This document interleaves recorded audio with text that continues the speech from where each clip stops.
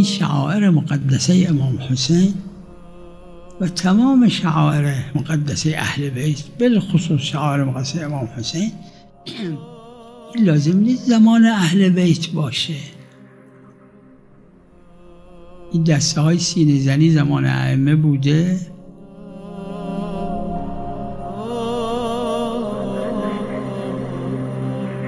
فقیه که نه، یه متفقه پیدا میشه بگه این دسته های سینه زنی حرومه چون زمان ائمه نبوده. زمان ائمه یه روزه بوده و شعری میخوندن برای ائمه علیهم السلام در مصیبت های امام حسین علیه السلام. یه چند نفری هم گوش میدادن. چه فقهیه که میگه زمان ائمه نبوده؟